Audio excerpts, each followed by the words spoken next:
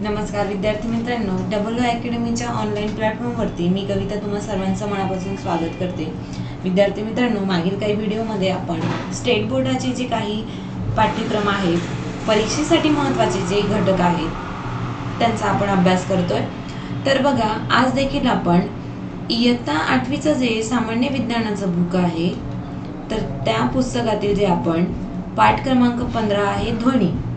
ध्वनी हा असा विषय आहे, हा असा घटक आहे की ज्याच्यावरती जे आहे प्रत्येक परीक्षेमध्ये जे आहे प्रश्न हे विचारले जातात. हा इम्पॉर्टंट घटक आहे आणि त्यामुळे तो आपल्याला अभ्यासायचा आहे. चला तर मग सुरुवात करूया. पाठ क्रमांक 15 ध्वनी.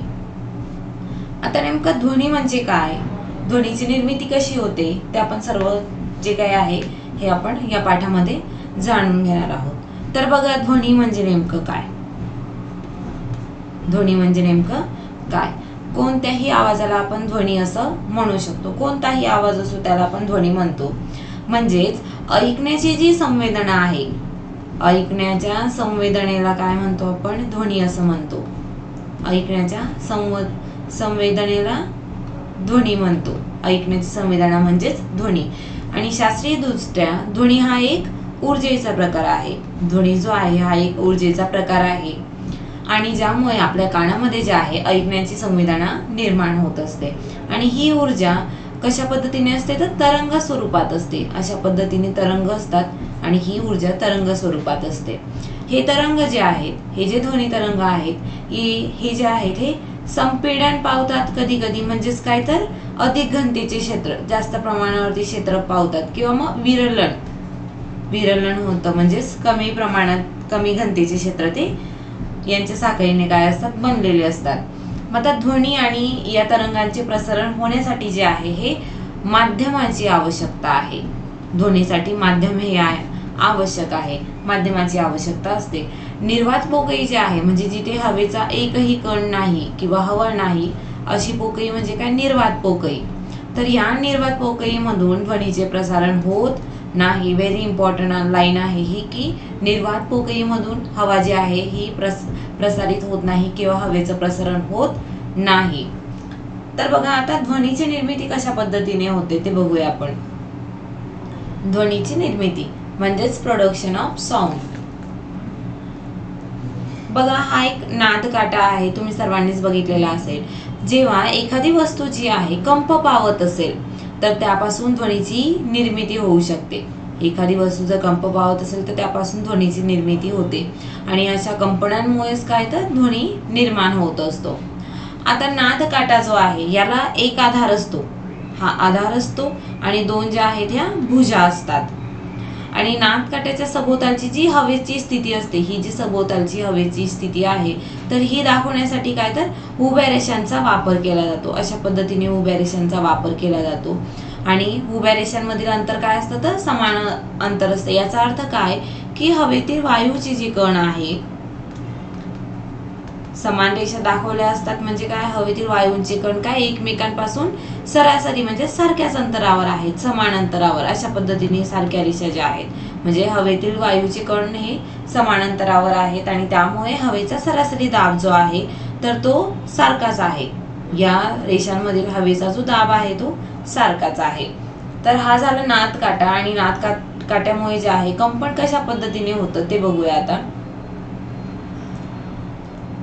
आता जे नाद काट्याचा जो आधार आहे तर त्याच्या मदतीने जे आहे नाद काटा आपण कडक रबरी तुकड्यावर जर आपटला, एखादा रबरी तुकडा आहे आणि त्याच्यावरती जर हा नाद काटा आपण आपटला तर भुजा जी आहे कंप पावायला सुरुवात होते. म्हणजे ही जी भुजा आहे, ही भुजा ही काय होते, कंप पावायला सुरुवात होते आणि त्यांची जी आहे मागे पुढे अशी हालचाल होते. या भुजांची हालचाल होते, मागे पुढे अशा पद्धतीने काय होते, हालचाल होते.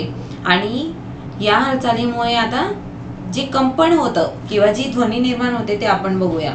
बघा, कंप पावत असताना जे आहे नाद काट्याच्या भुजा ज्या आहेत एकमेकांपासून काय होतात, दूर होतात. बघा, हा नाद काटा जे आपण जनरली जे आहे, नाद काटा हा अशा पद्धतीने असतो आणि त्याच्या आजूबाजूला जे हवेचे कण आहेत हे समांतर अंतर आहे. बघा, हे जे आहे हे समान अंतरावर जे आहेत, समान अंतराच्या रेषा आहेत. म्हणजेच काय, म्हणजेच हवेतील जे कण आहेत तर यांच्यात जे आहे अंतर समान अंतर आहे, हवेतील कणांना समान अंतर आहे. पण जेव्हा आपण तो आपटला, एखाद्या कडक रबरी तुकड्यावरती जर आपटला, तर ह्या ज्या दोन भुजा आहेत या एकमेकांपासून काय होतात, दूर होतात, त्यांच्यात अंतर निर्माण होतं आणि दूर गेल्यामुळे त्यांच्या लगतची जी हवा आहे ती दाबली जाते. बघा वरती जे आहे हा ए भाग जो आहे, ए भाग बी आणि सी काय आहेत, समान आहेत. ए बी आणि सी काय आहेत, समान, म्हणजे काय त्यांच्यातील ज्या हे ज्या हवेतील कण आहेत त्यांच्यातील अंतर काय आहे, समान आहे. पण जेव्हा हा भुज काटा जो आहे, हा नाद काटा जेव्हा आपण आपटतो तर त्याच्या जवळील जे आहे या भुजा एकमेकांपासून दूर जातात आणि त्यांच्या लगतची जी हवा आहे ती दाबली जाते. बघा इथे कॉम्प्रेशन म्हणजेच काय, तर हवेतील कणांमधील अंतर काय होतं, कमी होतं, ती हवा जी आहे दाबली जाते. त्याच्यानंतरची मात्र काय आहे, सारखीच आहे. म्हणजे ए जे आहे, ए पोर्शन जो आहे हा बी आणि सी च्या इक्वल नाहीये. बी आणि सी दोघं सारखे आहेत, पण ए जो आहे, कारण ह्या भागातील हवा जी आहे ही दाबली गेलेली आहे आणि त्याच्यामुळे हवेचा दाब काय होतो, इथे तुलनेने वाढतो, हवेचा दाब वाढतो. त्याच्यानंतर बघा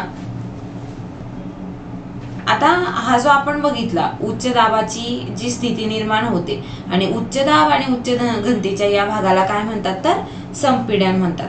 हा जो आपण भाग ए बघतोय की जिथे हवा दाबली गेलेली आहे, हवेच्या कणांमध्ये जे आहे अंतर कमी झालेलं आहे, तर यालाच आपण काय म्हणतो, तर संपीडन असं म्हणतो. म्हणजेच या भागावरती काय होतं, तर उच्च दाब आणि उच्च घनतेचा उच्च दाब तयार होतो आणि उच्च घनता तयार होते आणि त्याच्यामुळे याला म्हणतात संपीडन किंवा यालाच आपण कॉम्प्रेशन असं देखील म्हणू शकतो. कॉम्प्रेशन, संपीडन किंवा कॉम्प्रेशन. आता कंपनाची जी पुढची स्थिती आहे, बघा कंपनाची पुढची स्थिती बघूया आपण. तर याच्यात जे आहे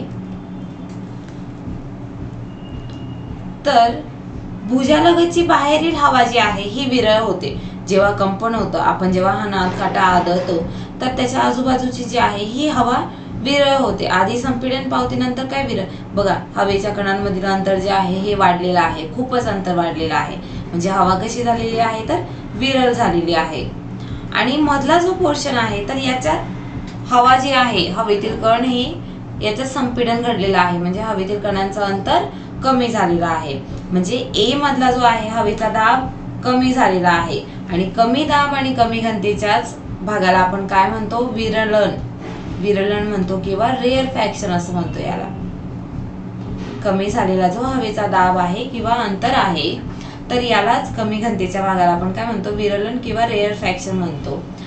पण ह्याच वेळी जेव्हा हे विरलन घडत असतं किंवा रेअरफॅक्शन घडत असतं तर त्याच वेळेला जे आहे तर बी जो पोर्शन आहे, बी पोर्शन मध्ये तर हवेतील रेणूंमध्ये जे आहे, हे जे हवेतील रेणू आहे तर यांच्यात संपीडन घडून येतं.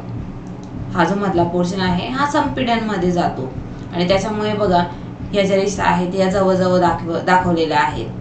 मग भुजांच्या अशा प्रकारच्या सतत अतिशय वेगाने होणाऱ्या नियतकालिक, कशी नियतकालिक जे आहेत हालचालीमुळे जे आहे हवेत संपीडन आणि विरलन यांची मालिका नेहमी चालू असते. संपीडन होतं, त्याच्यानंतर लगेच विरलन होतं, पुन्हा संपीडन होतं आणि विरलन होतं. ही जी नियतकालिक जी स्थिती आहे किंवा हालचाल आहे ही हवेची कंटिन्यू जी आहे ही निर्माण होत असते आणि नाद काट्यापासून दूरपर्यंत ते काय जातं, पसरण पावत असते. दूरपर्यंत आपल्याला आवाज येत असतो आणि यालाच आपण ध्वनी तरंग असं म्हणतो. यालाच काय म्हणतो, ध्वनी तरंग किंवा याला आपण साऊंड वेव्ह असं म्हणतो. जे आपण नाद काट्याचं संपीडन आणि विरलन बघतो यालाच ध्वनी तरंग किंवा साऊंड वेव्ह म्हणतो. आणि हे ध्वनी तरंग आपल्या कानावर पडले की आपल्या कानातील जो पडदा आहे तो कंपित होतो, म्हणजेच आपल्याला जाणवतं की काहीतरी आवाज झालेला आहे किंवा काय, आणि याच्यामुळे जे आहे आपल्या मेंदूपर्यंत जे आहे या संवेदना पोहोचत असतात आणि आपल्याला काय भास होतो की कसला तरी ध्वनी जो आहे हा ध्वनी आपल्या कानापर्यंत पोहोचतो आणि ध्वनी आहे अशी आपल्याला जाणीव होत असते. तर ध्वनी कसा निर्माण झाला ते आपण याच्यातून बघितलं. नाद काटा जो आहे त्यामार्फत आपण ध्वनी कसा तयार होतो ते आपण बघितलं. आता बघा ध्वनी प्रसारण आणि माध्यम. आपण आधीच बघितलं की ध्वनीचं प्रसारण किंवा जे आहे त्यासाठी आपल्याला माध्यमाची आवश्यकता असते. माध्यम जे आहे ध्वनीसाठी, ध्वनीच्या प्रसारणासाठी आवश्यक आहे. आता हे जे आपण तरंग बघितले तर ह्या तरंगांचे काही प्रकार आहेत. तरंग त्यांचे प्रकार आहे. पहिला प्रकार आहे त्याचा मेकॅनिकल वेव्हज. Mechanical waves. तर बघा हे जे तरंग आहेत मेकॅनिकल वेव्हज मध्ये, तर ह्या तरंगाच्या प्रसारासाठी माध्यमाची आवश्यकता असते आणि त्याच्यामुळे त्यांना काय म्हणतात तर मेकॅनिकल वेव्ह असं म्हणतात. त्याच्यानंतर दुसरा आहे इलेक्ट्रोमॅग्नेटिक वेव्हज. इलेक्ट्रोमॅग्नेटिक वेव्हज त्यालाच आपण विद्युत आणि चुंबकीय क्षेत्र किंवा तरंग, विद्युत चुंबकीय तरंग असं म्हणतो. तर यांच्यासाठी जे आहे तर माध्यमाची आवश्यकता नसते. यांना माध्यमाची आवश्यकता नसते. जे सूर्याकडून येणारे अतिनील किरणे आहेत आणि ज्या वेव्हज आहेत या सर्व काय आहेत, इलेक्ट्रोमॅग्नेटिक वेव्हज आहेत. इलेक्ट्रोमॅग्नेटिक. तर बघा हे तरंगांचे काही प्रकार आहेत. तरंगाचे काही प्रकार. आता जो आपण मेकॅनिकल वेव्ह बघितला, पहिला प्रकार जो बघितला तरंगाचा, तर त्याच्यात मेकॅनिकल वेव्हज मध्ये पुन्हा दोन उपप्रकार पडतात. त्याच्यातील पहिला आहे अवतरंग आणि दुसरा आहे अणुतरंग. पहिला अवतरंग आणि दुसरा आहे अणुतरंग. अवतरंग म्हणजे ट्रान्सव्हर्स वेव्हज. अवतरंगाला ट्रान्सव्हर्स वेव्हज असं म्हणतात आणि अणुतरंगाला म्हणतात लॉंगिट्युडिनल वेव्ह. अणुतरंगाला लॉंगिट्युडिनल वेव्हज असं म्हणतात. अवतरंग जे आहे तर अवतरंगामध्ये कणांचे विस्थापन हे तरंग प्रसारणाच्या दिशेला लंब असतं. म्हणजे जे कणांचं तरंग असतं तर याचं जे विस्थापन आहे तर हे तरंग प्रसारणाच्या दिशेला काय असतं, लंब असतं. मग याचे उदाहरण बघा, पाण्यातील तरंग तुम्ही बघितले असतील. पाण्यातील तरंग आहेत.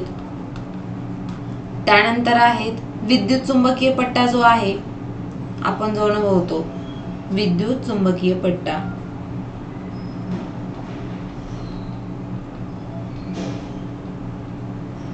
तर असे काही जे उदाहरण आहेत ते अवतरंगाचे आहे. त्याला आपण ट्रान्सव्हर्स वेव्ह म्हणतो. त्याच्यानंतर आहे अणुतरंग. त्यालाच आपण लॉंगिट्युडिनल वेव्ह म्हणतो. आणि अणुतरंग म्हणजेच काय, ध्वनी जे आहे हे कसलं उदाहरण आहे, अणुतरंगाचं. जो आपण ध्वनी ऐकतो, जो आवाज ऐकतो, तर ते अणुतरंगाचं उदाहरण आहे. तसंच गिटार तुम्ही बघितलं असेल. गिटारची जी तार आहे ती देखील कसली आहे, अणुतरंग सारखी आहे. गिटारची तार किंवा तरंग. तर बघा अणुतरंगामध्ये काय होतं की माध्यमांच्या कणांची हालचाल काय असते तर तरंग प्रसारणाच्या दिशेशी काय असते, समांतर असते. ज्या पद्धतीने तरंग आहेत त्याच पद्धतीने जे आहे हे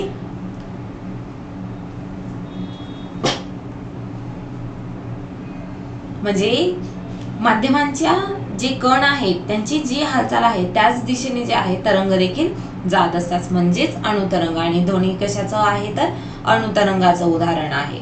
तर अशा पद्धतीने जे आहे मेकॅनिकल वेव्हचे जे आहेत अजून दोन उपघटकांमध्ये, उपतरंगांमध्ये विभाजन होतं, अवतरंग आणि अणुतरंग. म्हणजेच ट्रान्सव्हर्स वेव्हज आणि लॉंगिट्युडिनल वेव्ह. आता ध्वनीचं प्रसारण आणि त्यासाठी माध्यमाची जी आहे आवश्यकता आहे. आता बघा ध्वनी जे आहे हवा, पाणी किंवा स्थायू सारखे जे पदार्थ आहेत त्या माध्यमातून लहरींच्या रूपाने प्रवास करून ध्वनी आपल्या कानांपर्यंत पोहोचत असतात वेगवेगळ्या माध्यमातून.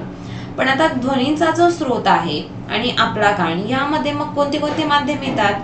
आता भिंतींमधून सुद्धा आपल्याला काही वेळा आवाज येत असतो. तर मग नेमके माध्यम कोणते कोणते आहेत आणि ध्वनीसाठी माध्यमाची गरज आहे का ते आपण आता याच्यात बघणार आहोत. तर बघा ध्वनीच्या निर्मितीसाठी जे आहे किंवा प्रसारणासाठी हवेसारखं जे माध्यम आहे तर या माध्यमाची आवश्यकता असते. मग त्यासाठी इथे एक शेजारी प्रयोग दिलेला आहे. याच्यात काय आहे की एक काचेची हंडी आहे. ही काय आहे, काचेची हंडी आहे.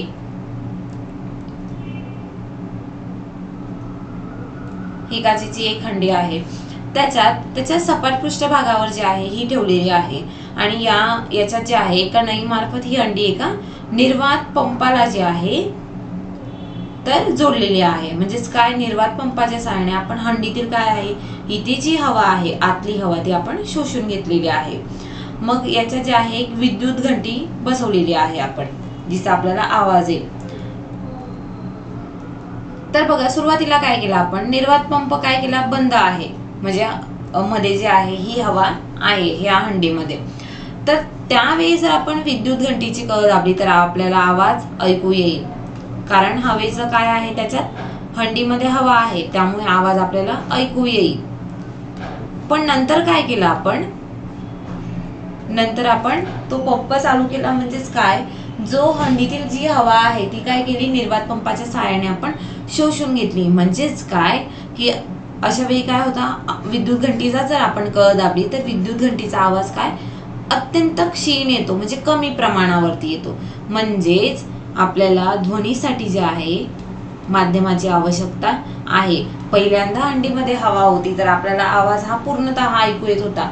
जेव्हा विद्युत घंटीची आपण कळ दाबली तर आपल्याला ऐकू आले की विद्युत घंटी मध्ये आहे. पण जेव्हा आपण निर्वात पंपाच्या सहाय्याने हवा जी आहे पूर्णतः हंडीमधून शोषून घेतली आणि तिथे हवेचा एकही कण नव्हता हंडीमध्ये, तेव्हा मात्र आपल्याला विद्युत घंटीचा आवाज जो आहे हा ऐकू येत नाही. तर अशा पद्धतीने जे आहे ध्वनीसाठी आपण जे आहे माध्यमाची आपल्याला आवश्यकता आहे. बघा, चंद्रावर गेलेले जे अंतराळवीर आहेत त्यांच्या बाबतीत तिथे एक दिलेलं आहे की अंतराळवीर अगदी एकमेकांच्या जवळ उभे राहून बोलले तरी त्यांना एकमेकांचे बोलणे ऐकू येणार नाही, कारण चंद्रावर जे आहे हवा नाहीये, चंद्रावर हवा नाही आणि त्यामुळे जे आहे तिथे ध्वनीचे जे प्रसारण आहे होत नाही. आणि आपण आताच बघितलं की ध्वनीच्या प्रसारणासाठी आपल्याला माध्यमाची आवश्यकता आहे. चंद्रावर जे आहे हे माध्यमच नाहीये, म्हणजे हवाच नाहीये, त्याच्यामुळे ध्वनीचं प्रसारण होत नाही. आता आपण जो घरात भ्रमणध्वनी वापरतो तर भ्रमणध्वनी मध्ये वापरण्यात येणारे विशिष्ट लहरी ज्या आहेत या प्रसारणासाठी आहेत आणि त्याच्यामुळे आपल्याला कुठल्याही माध्यमाची गरज नसते, कारण त्याच्यात काय असतं तर भ्रमणध्वनीमध्ये विशिष्ट लहरी असतात आणि त्या प्रसारणासाठी आवश्यक असतात, त्याच्यामुळे आपल्याला हवेची किंवा दुसऱ्या माध्यमाची गरज नाही. आता बघा, हे जे तरंग आहेत तर तरंगांच्या बाबत आपण जाणून घेऊया. ध्वनी तरंगांची जी वारंवारता आहे तर त्याच्याबद्दल. आता वारंवारता म्हणजे काय आधी ते जाणून घेऊया. वारंवारता यालाच आपण फ्रिक्वेन्सी असं देखील म्हणतो, वारंवारिता किंवा फ्रिक्वेन्सी. एकक कालावधीत माध्यमाच्या कणांच्या होणाऱ्या दोलनांची संख्या, एकक कालावधीत जे आहे माध्यमांच्या कणांच्या होणाऱ्या दोलनांची जी संख्या आहे त्याला आपण काय म्हणतो तर वारंवारता म्हणतो किंवा फ्रिक्वेन्सी म्हणतो. फ्रिक्वेन्सी जी आहे आपण न्यूने दाखवतो, याला आपण न्यू असं वाचतो, न्यूने दाखवत असतो. आणि फ्रिक्वेन्सी जी आहे ही हर्ट्स मध्ये मोजली जाते, यासाठी आहे HZ, हर्ट्स मध्ये. वारंवारता किंवा फ्रिक्वेन्सी ही हर्ट्स मध्ये मोजली जाते. तर बघा, अवतरंग जे आहे हे पाहताना आपण बघतो तर बघा इथे दिलेलं आहे. आता जे आपण नादकाठ्याचं कंपन बघितलं होतं तर त्यामुळे हवेमध्ये संपीडन होत होतं आणि विरलन असं हे कंटिन्यू यांची मालिका जी आहे ही सुरू होत होती. मग आता कुठलीही वस्तू जी आहे हवेत कंप पावल्यास हवेत हे जे आहे ध्वनी तरंग निर्माण होत असतात, संपीडन तयार होतं आणि विरलन होत असतं. बघा, आकृती दिलेली आहे. ध्वनी तरंगातील जे विरलन आणि संपीडन आहे, तर यांची आवर्तने आणि हवेच्या दाबातील फरक कशा पद्धतीने होतो तर हे इथे दिलेलं आहे. जे अणुतरंग तयार होतात, म्हणजेच काय तर ध्वनी तयार होतो, तर ह्या अणुतरंगाला उंचवटे असतात आणि खोलगट भाग देखील असतो. जो उंच भाग आहे, हा जो उंच भाग आहे त्याला क्रेस्ट किंवा शिखरे असं म्हणतात. क्रेस्ट किंवा याला आपण मराठीत शिखरे देखील म्हणू शकतो. आणि जो खोलगट भाग आहे, तर त्यालाच आपण ट्रफ किंवा द्रोण असं देखील म्हणू शकतो. ट्रफ किंवा द्रोणी असं आपण म्हणू शकतो. आता उंच जो भाग आहे तिथे काय आहे, वाढलेला दाब आहे, म्हणजेच काय आहे, संपीडन झालेलं आहे ध्वनीचं. कमी झालेला दाब जो आहे इथे विरलन आहे, खोलगट भाग आहे, हा ट्रफ आहे. हा क्रेस्ट आणि हा ट्रफ, म्हणजेच कमी झालेला दाब म्हणजेच ध्वनीचं काय आहे, विरलन आहे. पुन्हा संपीडन होतं इथे, पुन्हा विरलन होतं, पुन्हा संपीडन, पुन्हा विरलन. ही जी आहे ही मालिका ही कंटिन्यू ध्वनीची चालूच असते. आता बघा, विरलन आणि संपीडन मिळून जे आहे एक आवर्तन होत असतं. हे आहे संपीडन, इथे आहे विरलन, पुन्हा संपीडन आहे, पुन्हा विरलन आहे. तर हे मिळून एक जे आहे हे आवर्तन होत असतं. आणि ध्वनीच्या संबंधित जे आहे हवेच्या रेणूंची ही गती आहे. बघा इथे दाट प्रमाणावरती हवेचे जे रेणू आहेत, इथे विरलन आहे म्हणजे कमी हवेचे रेणू आहेत. अशी हवेच्या रेणूंची जी आहे ही गती जी आहे ही कंटिन्यू चालत असते आणि त्याच्यामुळे जे आहे हे ध्वनीचं काय होत असतं, प्रसारण होत असतं. आणि हे प्रसारण जे आहे हे इथे जे माध्यम आहे ते हवा आहे, हवेच्या माध्यमातून ध्वनीचं प्रसारण हे होत असतं. हा वरचा जो भाग आहे हा आपण जो आहे ध्वनीचं जे आहे विरलन आणि संपीडन, विरलन आणि संपीडन.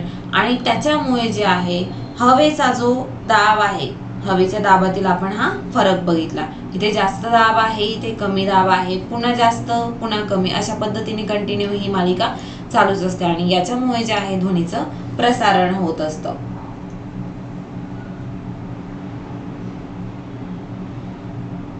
तर बघा एका सेकंदात जे आहेत, जे आपण आवर्तने बघितली, तर एका सेकंदात हवेमध्ये किंवा इतरही कोणतं माध्यम आपण घेतलं, पाणी घेतलं किंवा इतर सायू माध्यम घेतलं, तर त्याच्यात होणारे एकूण जे आवर्तने आहेत त्यांची संख्या म्हणजेच काय, ध्वनी तरंगांची वारंवारता जे आपण म्हटलं.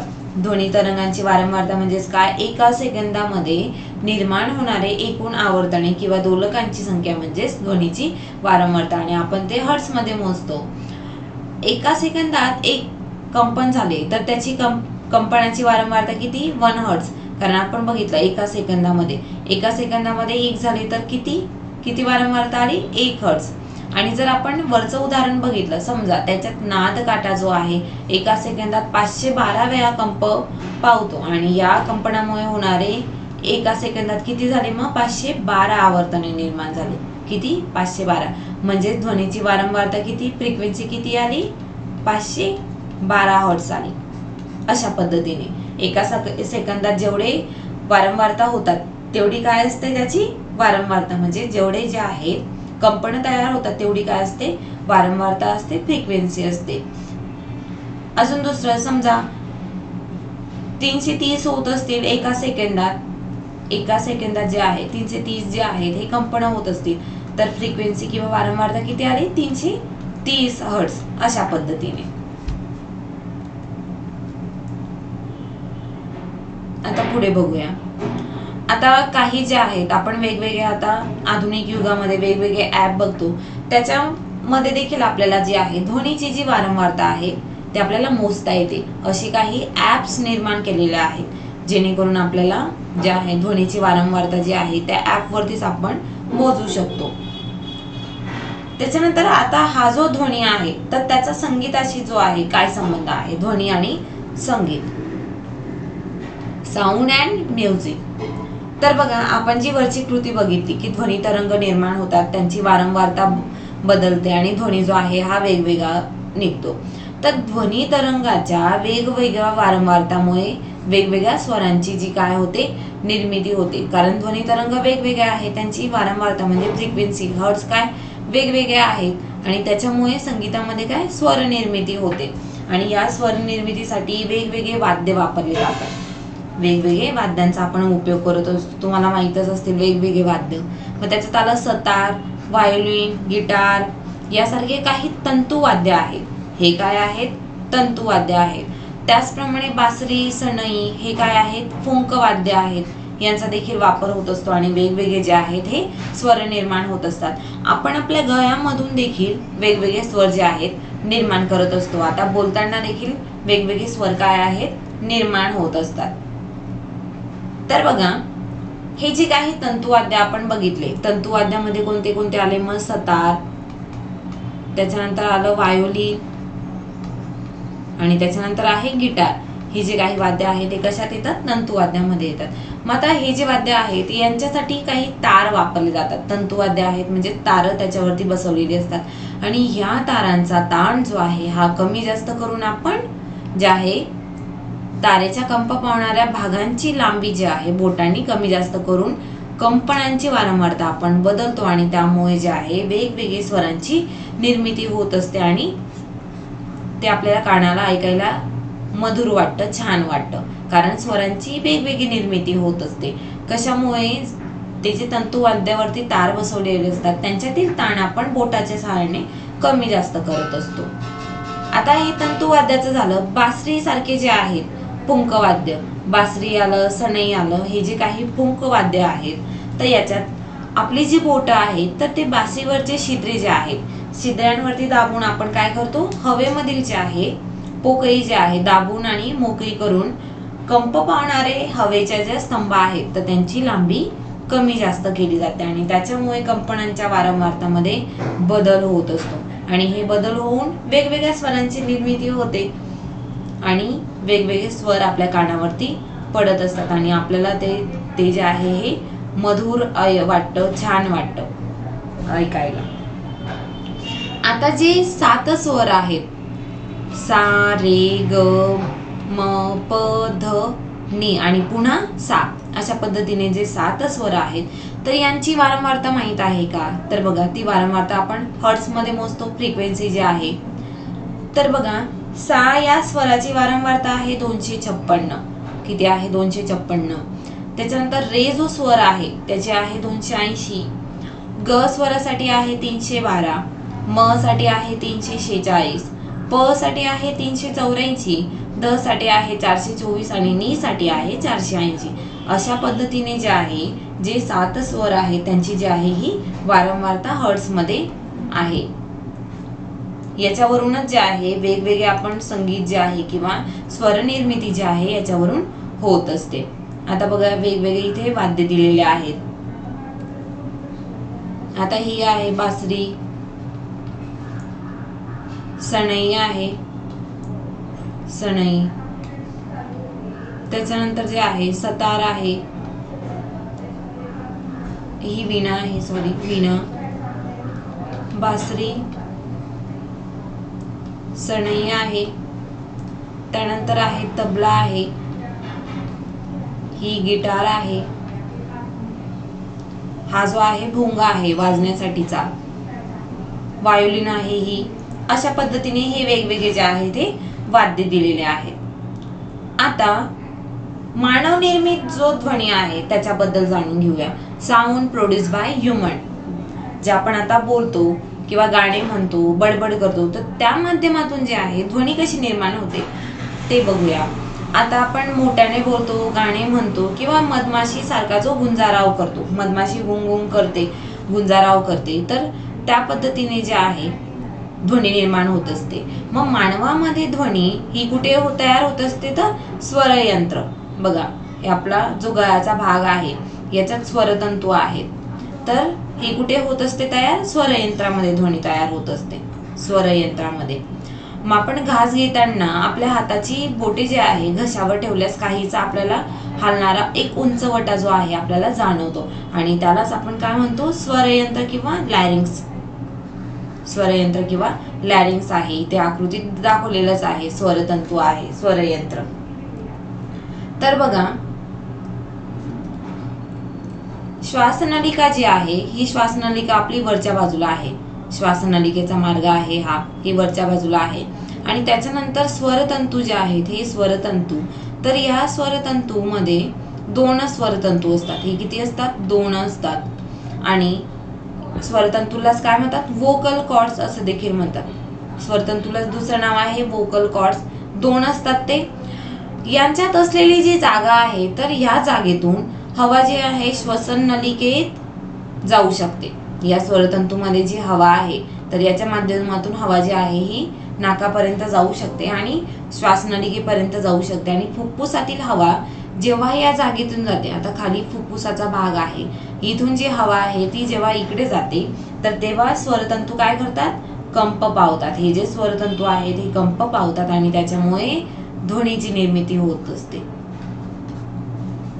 बघा, फुफ्फुसातून जी हवा जी आहे वरती जाते श्वासनलिकेकडे आणि तेव्हा जे आहे हे स्वरतंतू कंप पावतात आणि त्याच्यामुळे ध्वनीची निर्मिती होत असते. आता स्वरतंतूंना जोडलेले जे स्नायू आहेत तर या तंतूवरील ताण कमी जास्त आपण करू शकत असतो. बघा वेगवेगळे जे आर्टिस्ट आहेत ते वेगवेगळा आवाज काढत असतात. पक्ष्यांचे आवाज आहेत, काही प्राण्यांचे आवाज. तर हे कशामुळे आपले जे स्वरतंतूने जोडलेले स्नायू आहेत त्याच्यावरील ताण आपण कमी जास्त करू शकतो आणि वेगवेगळे प्राण्यांचे पक्ष्यांचे आवाज किंवा गाणी जे आहेत वेगवेगळ्या स्वरामध्ये आपण म्हणू शकत असतो. आणि स्वरतंतूवरील ताण वेगवेगळा असल्यास निर्माण होणारा ध्वनी देखील काय असतो, वेगळा असतो. अशा पद्धतीने जे आहे ही आपली ध्वनी किंवा स्वर निर्मिती जी आहे आपल्या गळ्यातून होत असते. आता बघा पुरुषांचे जे स्वरतंतू आहेत तर जवळपास ते किती 20 मिलीमीटर लांब असतात. स्वरतंतू पुरुषांचे किती असतात, 20 मिलीमीटर, आणि स्त्रियांमध्ये किती असतात, 15 मिलीमीटर लांब असतात. आणि लहान मुलांमध्ये तर ते अजूनच असतात. आणि त्यामुळे बघा पुरुषांचा आवाज वेगळा, स्त्रियांचा वेगळा आणि लहान मुलांचा आवाज वेगवेगळा असतो. कारण ते सगळं कशावरती अवलंबून असतं, तर स्वरतंतूवरती अवलंबून असतं. आता कुत्र्यांचा, काही वेगवेगळ्या प्राण्यांचा आवाज आहे. कुत्र्यांचा भो भो आवाज असतो, मांजरीचा म्याव म्याव. तर हे जे काही कशामुळे, तर स्वरतंतूवरती पडलेला जो ताण असतो त्याच्यामुळे हे वेगवेगळे आवाज जे आहे हे निर्माण होत असतात. प्राण्यांचे वेगळे आवाज आणि पक्ष्यांचे देखील वेगळे आवाज. आता ध्वनिक्षेपक जे आहे, जे आपण वेगवेगळ्या प्रोग्राममध्ये फंक्शन्समध्ये वापरतो तर ध्वनिक्षेपकापासून ध्वनी निर्मिती कशा पद्धतीने होत असते. तर बघा ध्वनिक्षेपक आपण वेगवेगळे बघतो. हे स्पीकर आहेत, हे वेगवेगळे ध्वनिक्षेपक आहे. तर याच्यात जे आहे एक कायम चुंबक असतो. काय असतो, कायम चुंबक. याला आपण म्हणतो परमनंट मॅग्नेट. त्याच्या भोवती एक गुंडाळलेली कुंतल असते. याला जे आहे एक गुंडाळलेली, हे जे आपण म्हणतो याला एक गुंडाळलेली काय असते, कुंतल असते. आणि त्यामुळे चुंबकीय क्षेत्र काय तयार होत असतं, तयार होतं. हे जे ध्वनिक्षेपक आहे याच्या आजूबाजूला एक कुंतल जोडलेली असते, राऊंड केलेली असते आणि त्याच्यामुळे चुंबकीय क्षेत्र तयार होतं. आणि ह्या चुंबकीय क्षेत्रामुळेच तुम्ही जे आहे तर हे ध्वनी जो आहे हा ऐकू शकतात. बघा आपल्याला माहिती की दोन चुंबक जेव्हा एकमेकांजवळ येतात, दोन चुंबक, तर त्यांच्यात काय होते, हालचाल होते. म्हणजेच काय, प्रतिकर्षण जरी होत असतं तेव्हा तरी त्याच्यात काय होते, एक प्रकारची हालचाल होते. दोन चुंबक जेव्हा एकमेकांजवळ येतात. आणि अशाच प्रकारे जे आहे कुंतलाद्वारे निर्माण झालेले जे चुंबकीय क्षेत्र आहे त्याच्यामुळे काय, कुंतल जे बघा जो आपण स्पीकर असतो, स्पीकरचा जो भाग आहे वरती जे आपण बघितलं ध्वनिक्षेपक, तर त्यांच्यात काय मागे पुढे हालचाली होतात. म्हणजेच काय, तर चुंबकीय क्षेत्र निर्माण होतं आणि त्याच्यामुळे कुंतल जे आहेत ते मागे पुढे होतात.